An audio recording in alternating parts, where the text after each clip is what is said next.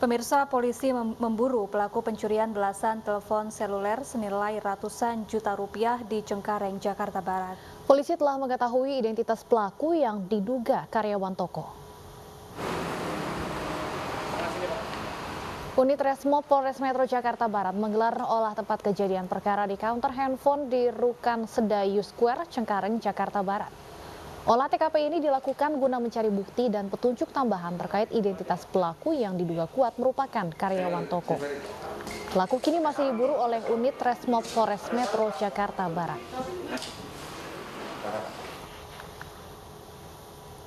Sebelumnya, aksi pencuri belasan ponsel keluaran terbaru di pertokoan Sedayu Square, Cengkareng, Jakarta Barat terekam CCTV.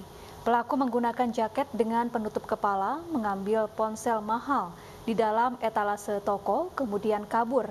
Akibat pencurian ini, pemilik toko rugi hingga ratusan juta rupiah.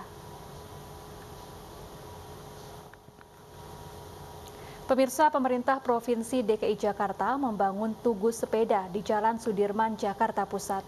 Pembangunan tugu sepeda ini menuai polemik di masyarakat sebab anggaran yang digelontorkan bernilai cukup besar, yakni 800 juta rupiah. Pengerjaan tugu sepeda di kawasan Sudirman, Jakarta Pusat ini sudah hampir rampung sekitar 80%.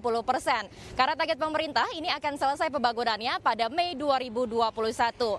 Budaya bersepeda yang meningkat di tengah pandemi COVID-19 dan bahkan berdasarkan data Dinas Perhubungan DKI yang mencapai angka 1000% sejak pandemi hingga Desember 2020, ini menjadi dasar mengapa akhirnya Pemprov DKI Jakarta memutuskan tidak hanya membangun jalur sepeda di Sudirman Tamrin saja, tetapi juga turut membangun tugu sepeda di Jalan Sudirman, Jakarta Pusat. Tentunya ini sebagai salah satu wadah yang diperuntukkan bagi para seniman untuk menuangkan kreasi dan juga inovasinya, tetapi juga sebagai salah satu bentuk dukungan dan juga komitmen bagi para pesepeda. Karena demikian, tadi saya juga sudah berbincang-bincang dengan sejumlah pesepeda yang menyebutkan bahwa adanya pembangunan tugu sepeda ini tentunya menuai polemik, ada yang pro dan juga kontra. Saya antara setuju dan tidak, karena anggaran itu menurut saya terlalu besar. Ini mungkin anggarannya 800 juta itu mungkin bisa digunakan untuk yang lain. Misalnya jalur sepeda ini kan belum selesai nih, banyak yang belum selesai nih. Yang ada saya lihat itu cuma di Sudirman ini, cuma Tamrin. Nah sedangkan yang di tempat lain itu masih belum sedangkan jalur ini aja udah berapa miliar ini biayanya. Tugu-tugu gitu ya. Mungkin kalau ada orang yang kurang nggak suka gitu ya sama yang model-model kayak begini ya, mungkin mereka nggak ikut olahraga minggu pagi gitu. Lihat tuh, banyak banget. Mungkin mereka yang nyinyir itu yang tiap minggu pagi itu cuma tidur gitu. Kalau kita lihat tuh yang pakai sepeda gitu, ya kita bisa lihat sendiri. Mereka yang kontra ini mengkritisi mengenai apa efektivitas guna dan juga motivasi pemerintah Provinsi DKI Jakarta menggelontorkan uang senilai 800 juta rupiah dari total 28 miliar rupiah untuk kemudian membangun tugu sepeda yang dinilai ini seharusnya anggarannya ini bisa dialokasikan untuk pembangunan sarana, fasilitas ataupun infrastruktur. Tidak hanya itu, mereka yang kemudian memberikan dukungan kepada Pemprov DKI Jakarta menilai bahwa pembuatan tugu ini dapat menjadi salah satu ikon bagi Jakarta memperindah ibu kota dan juga mendukung sebagai kota yang ramah lingkungan. Dari Jakarta, Lina Kautsiki, Ilham Elias, RCSI News melaporkan. Sementara itu, pemirsa, Tugu Pamulang di Tangerang Selatan, Banten viral di media sosial. Pasalnya, tugu tersebut dinilai berbentuk aneh dan tidak sesuai dengan desain awal.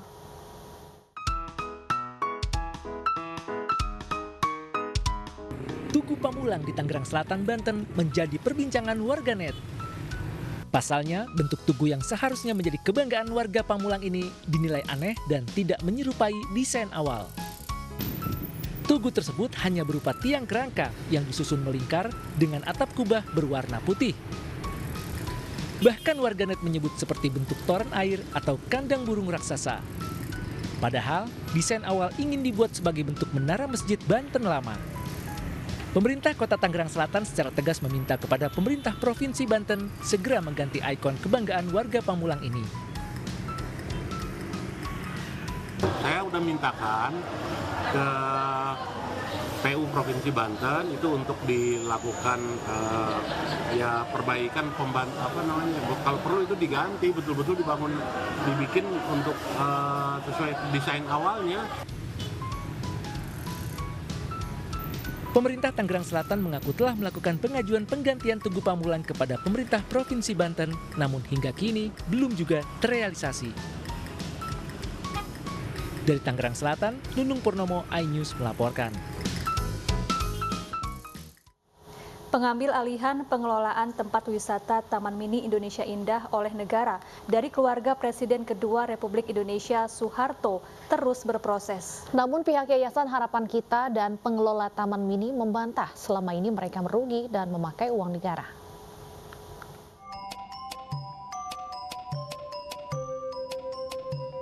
Taman Mini Indonesia Indah dikenal sebagai tempat wisata miniatur keberagaman budaya Indonesia. Selama ini, Taman Mini dikelola oleh Yayasan Harapan Kita milik keluarga Cendana. Namun negara melalui Kementerian Sekretariat Negara segera mengambil alih pengelolaan Taman Mini.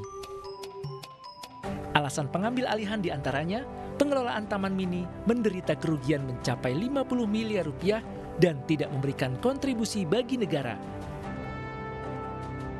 Saat ini pemerintah tengah membentuk tim transisi yang akan mengawal pengambil alihan pengelolaan Taman Mini agar dapat dinikmati masyarakat sebagai pelestari budaya Indonesia.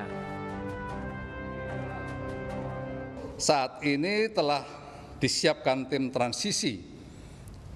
Transisi diberi tugas 3 bulan untuk menyiapkan ke depannya harus dikelola seperti apa.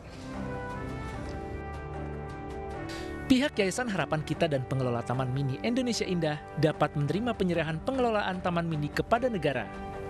Namun mereka membantah bahwa dalam pengelolaan selama ini, Taman Mini merugikan negara.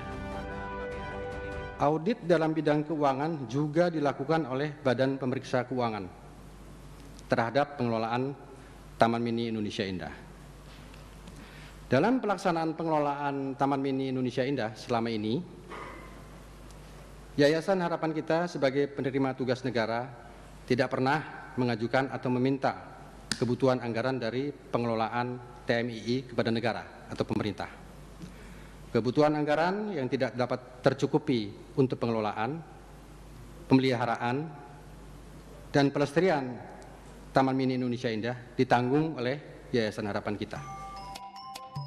Presiden Joko Widodo sebelumnya mengeluarkan Peraturan Presiden Nomor 19 Tahun 2021 yang mengambil alih pengelolaan Taman Mini Indonesia Indah dari keluarga Soeharto yang mengelola sejak 1977. Tim Liputan iNews melaporkan. Pemirsa, memperingati ulang tahun yang ke-6, iNews sukses menggelar iNews Maker Awards 2021. Sejumlah penghargaan diberikan kepada kementerian, lembaga negara, dan perusahaan. Salah satunya PT Pegadaian yang memenangkan kategori The Best Innovation Marketing Product and Services.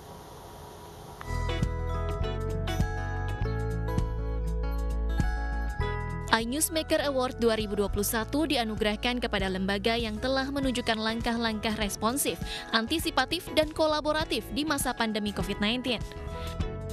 Selain itu, penghargaan juga diberikan kepada perusahaan atau organisasi yang telah menunjukkan keberhasilannya dalam langkah-langkah strategis terhadap proses bisnis, sehingga berdampak signifikan mengangkat kinerja perusahaan di masa pandemi COVID-19.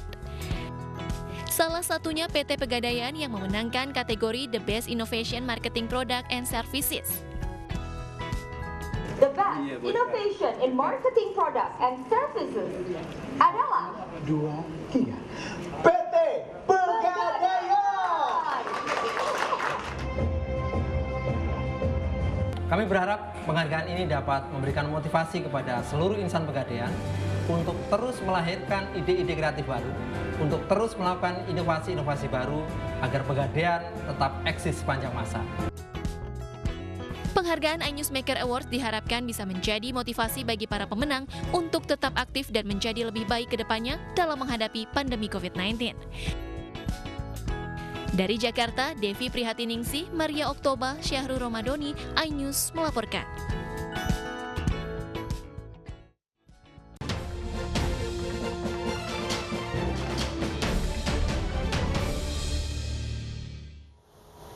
Larangan mudik tidak membuat dunia pariwisata berhenti. Masyarakat tetap dapat menikmati libur lebaran dengan mengunjungi destinasi wisata di daerah masing-masing. Apalagi objek wisata di daerah telah siap menyambut wisatawan lokal untuk berkunjung dengan protokol kesehatan ketat. Pemerintah telah resmi melarang masyarakat untuk melakukan mudik pada Lebaran 2021 ini. Larangan mudik akan berlaku mulai 6 hingga 17 Mei 2021. Meski berpengaruh terhadap sektor pariwisata dan ekonomi kreatif, larangan mudik tidak akan mematikan sektor ini. Menteri Pariwisata dan Ekonomi Kreatif Sandiaga Salahuddin Uno mengajak masyarakat untuk menikmati libur Lebaran dengan meramaikan objek wisata di daerah masing-masing, khususnya bagi 35 juta warga Jabodetabek yang tidak bisa mudik. Tentunya dengan tetap disiplin menerapkan protokol kesehatan. Karena yang pasti akan ramai sekali dikunjungi, karena dengan peniadaan mudik ini, spot-spot yang sudah jadi favorit seperti Ragunan, Ancol, Kota Tua, Setu Babakan, Taman Mini, dan begitu banyak spot-spot pariwisata dan budaya yang ada di wilayah DKI termasuk Monas. Memberikan rasa aman dan nyaman di objek wisata terkait aksi terorisme, Kemenparekraf telah berkoordinasi dengan pihak terkait. Pengamanan di destinasi wisata akan ditingkatkan untuk menegaskan Indonesia aman untuk dikunjungi. Tim Liputan iNews melaporkan. Kereta yang tertimpa pohon di Kebayoran Lama masih tertahan. Kami akan kembali dengan informasi selengkapnya sesaat lagi.